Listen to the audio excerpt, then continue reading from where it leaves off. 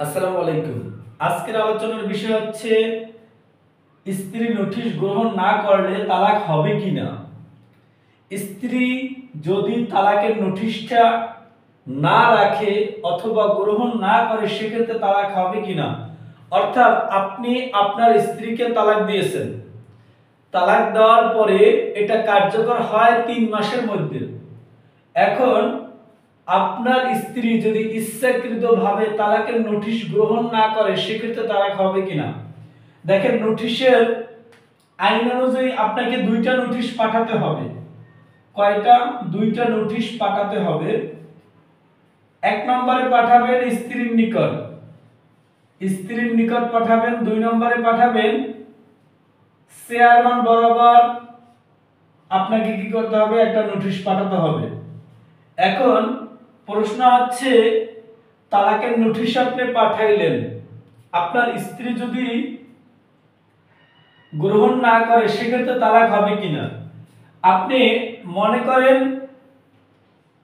2/12/2024 তারিখে আপনি নোটিশ পাঠাইলেন। কিতে পাঠাইলেন? পোস্ট অফিসের মাধ্যমে পাঠাইলেন স্ত্রীর নিকট। এখন স্ত্রী যদি গ্রহণ না করে তাহলেও কিন্তু তালাক হবে।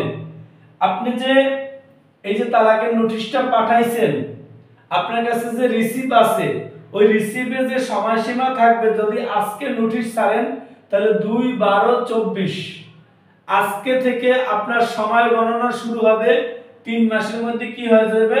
তালাক হয়ে যাবে। আপনি একটা নোটিশ স্ত্রীর নিকট পাঠাবেন আর একটা নোটিশ চেয়ারম্যান বরাবর পাঠাবেন। স্ত্রী যদি গ্রহণ নাও করে নোটিশ, তারপরও তালাক কিন্তু কার্যকর হবে হবে হবে। তাহলে প্রশ্নের উত্তরটা কি দাঁড়াইলো? স্ত্রী নোটিশ গ্রহণ না করলে তালাক হবে কিনা। যদি আপনি যথাযথভাবে নোটিশটি পাঠান, স্ত্রী যদি গ্রহণ নাও করে, তারপর কি হবে? আইন মোতাবেক তালাকটা কার্যকর হবে। তালাক বাতিল হওয়ার কোনো সুযোগ নাই।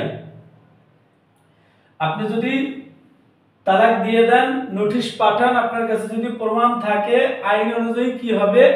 এটা কার্যকর হবে। এটা বাতিল হওয়ার কোনো সুযোগ নাই। ভিডিও ভালো লাগলে অবশ্যই শেয়ার করে দিবেন। আসসালামু আলাইকুম।